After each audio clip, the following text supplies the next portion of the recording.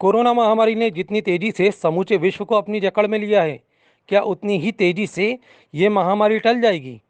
ये एक बड़ा और गंभीर सवाल है। दरअसल कोरोना वैक्सीन जल्द ही आने वाली है और दावा ये भी किया जा रहा है कि दिसंबर माह में अमेरिका वैक्सीन की पहली खेप उतार देगा, जिसके बाद माना जा रहा है कि कोरोना वैक्सीन का बाजार गर्म होने वाला है।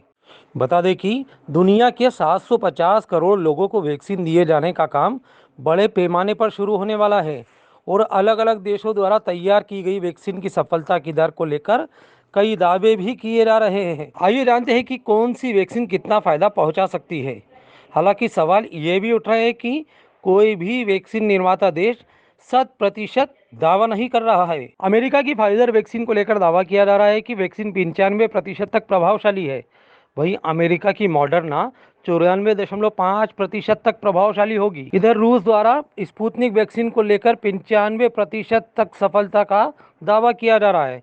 वहीं आस्ट्राजेनेका की वैक्सीन 90% कारगर साबित होगी।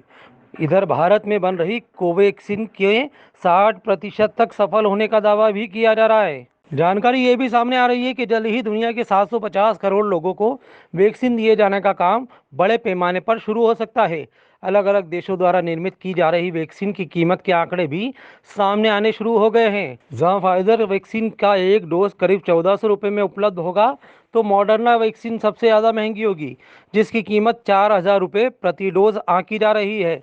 जबकि भारत में बन रही कोवैक्सीन की कीमत सिर्फ 100 रुपये प्रति डोज रहने का अनुमान है। इधर कोरोना की वैक्सीन दुनिया भर के देशों ने खरीदने की प्रक्रिया भी शुरू कर दी है और अमेरिका ने सबसे ज़्यादा संख्या में ऑर्डर दिए हैं। दूसरे नंबर पर यूरोप है और तीसरे नंबर पर भारत ने ऑर्डर दिए हैं।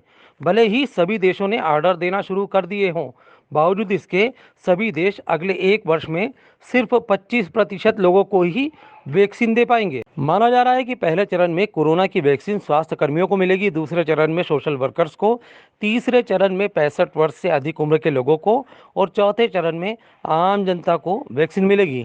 वैसे भारत पूरी दुनिया के लिए एक बड़ा वैक्सीन निर्माता देश है, इसलिए हो सकता है कि भारत के लोगों को वैक्सीन मिलने में कोई समस्या ना आए। वैक्सीन बाजार में भारत में हर साल करीब 300 करोड़ की विभिन्न वैक्सीन बनती है। इनमें से 100 करोड़ की वैक्सीन का निर्यात अकेले भारत करता है। कोरोना महामारी की वैक्सीन के साथ ही आपको ये जानकर भी हैरानी होगी कि अभी दुनिया में इस समय 112 से ज़्यादा ऐसी संक्रामक बीमारियां मौजूद हैं जो वायरस, बैक्टीरिया या पैरासाइट की वजह से फैलती है और हर साल इनसे करीब 1 करोड़ 70 लाख लोगों की मौत होती है। लेकिन पिछले 200 वर्षों में इनमें से सिर्फ एक ही बीमारी को पूरी तरह से जड़ से मिटाया जा सका है और वो है चेचक। ये सफलता वर्ष 1980 में मिली थी।